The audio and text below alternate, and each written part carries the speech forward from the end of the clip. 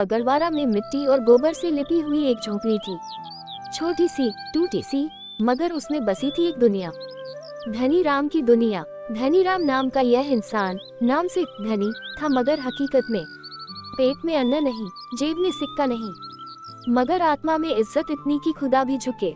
वह सिलाई कढ़ाई करके घर चलाता था, दिन में दूसरों के खेतों में काम करता और शाम को मंदिर के बाहर बच्चों को रामकथा सुनाता। लेकिन उसकी सबसे बड़ी दौलत थी उसकी बेटी सुनीता। सुनीता गांव की रोशनी।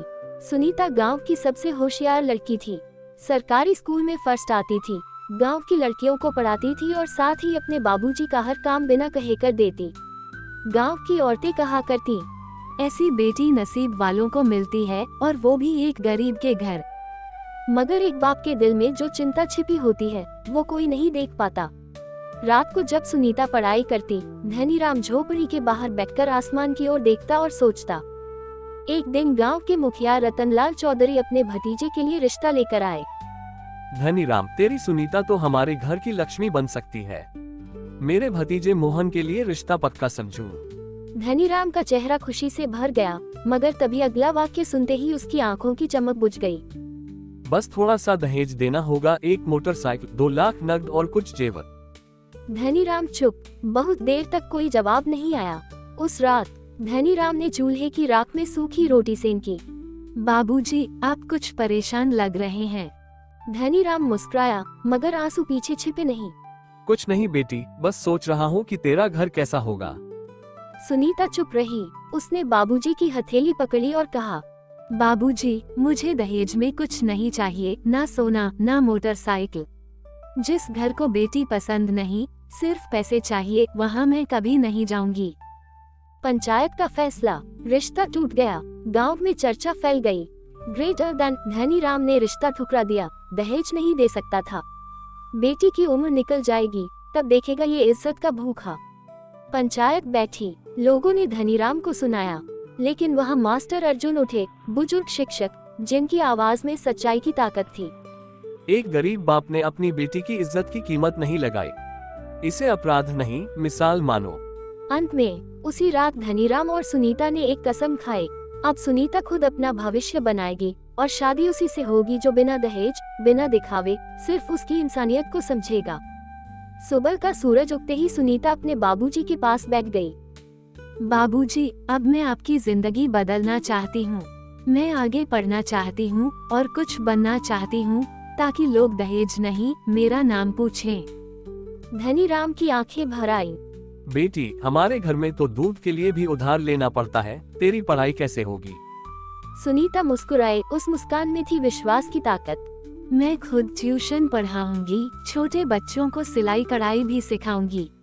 आपने मुझे हमेशा हिम्मत दी है बाबूजी, अब मैं आपकी हिम्मत बनना चाहती हूँ। मेहनत की सिलाई। अब दिन भर सुनीता गांव की लड़कियों को पढ़ाती। शाम को एक सिलाई केंद्र चलाती, जो उसने पंचायत भवन के एक कोने में शुरू किया। धीरे धीरे लड़कियां जुड़ने लगी। गांव की कमला काकी बोली, हमारी बेटियों को जो तू सिखा रही है, वो तो आज तक कोई मास्टरनी भी ना सिखा सकी। अब गांव में चर्चा बदलने लगी। सुनीता कोई आम लड़की नहीं, ये तो बदलाव की चिंगारी है। एक चिट्ठी और बदलता समय। एक दिन सुनीता को राजकीय महिला कॉलेज से बुलावा आया। उसके बनाए हुए कढ़ाई डिजाइनों की प्रदर्शनी जयपुर में लगने वाली थी। पूरे गांव ने पहली बार देखा कि एक गरीब की बेटी शहर की बस में बैठकर अकेली जयपुर जा रही है, अपने सपने पूरे करने। बाबूजी ने सिर पर हाथ फेरा। आज पहली बार लगा जैसे मेरी झोपड़ी महल बन गई है। जयपुर का मंच और सुनीता की आवाज। जब प्रदर्शनी में सुनीता को मंच पर बुलाया गया तो वो कांप रही थी, लेकिन जैसे ही उसने बोलना शुरू किया, वहाँ बैठे IAS, NGO अधिकारी और पत्रकार सब स्तब्ध रह गए। मैं दहेज नहीं, इज्जत की लड़ाई लड़ रही हूँ। मेरे बाबूजी ने मुझे बेचा नहीं, मुझे उड़ने का हौसला दिया।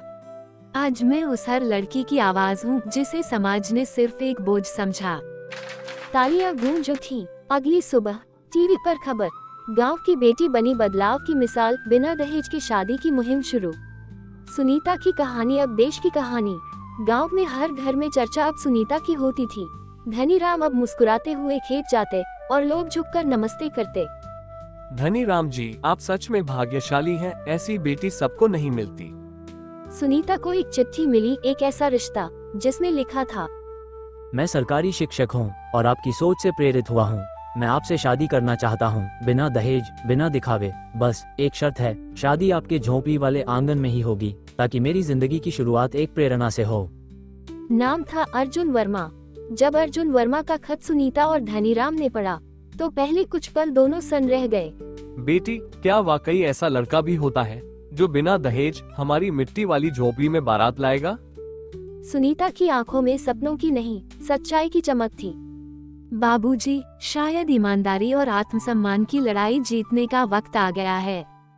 जब ये बात गांव में फैली कि बारात सीधे धनीराम की झोपड़ी में आएगी, बिना दहेज, बिना बैंड बाजे, तो कुछ लोगों को यकीन नहीं हुआ। ये तो कोई दिखावा लग रहा है, झूठा प्रचार, शादी बिना दहेज, वो भी इस सुनीता से। लेकिन धीरे धीरे सब कुछ सच साबित होने लगा। तय ऑफ कैलेंडर, शादी की तारीख तय हुई, स्थान वही मिट्टी से लिपी हुई आंगन वाली झोपड़ी, मंडप आम के पेड़ों के नीचे चटाई और गेरू से सजाया गया। भोजन गांव की औरतों ने मिलकर बनाया, खिचड़ी, पूरी, हलवा। बारात पैदल आने वाली थी, कोई घोड़ा, बैंड, डीजे नहीं। शादी का दिन सूरज जैसे खास उस दिन ही चमक रहा था। सुबह से गांव की लड़कियां घर सजा रही थीं। हर कोई जैसे अपनी बेटी की शादी में लगा हो। धनीराम ने अपनी पुरानी धोती और कुर्ता निकाला और सुनीता को लाल रंग की सादी साड़ी पहनाकर कहा, बेटी, आज तू दुनिया की सबसे अमीर दुल्हन है, क्योंकि तुझे प्यार, सम्मान और आत्मसम्मान दहेज में मिला है। बारात आई पैदल। शाम को बारात आए, कोई शोर नहीं, कोई दिखावा नहीं, सिर्फ संस्कार और सम्मान। अर्जुन वर्मा आगे आगे चल रहा था, हाथ में नारियल और माँ बाप उसके पीछे।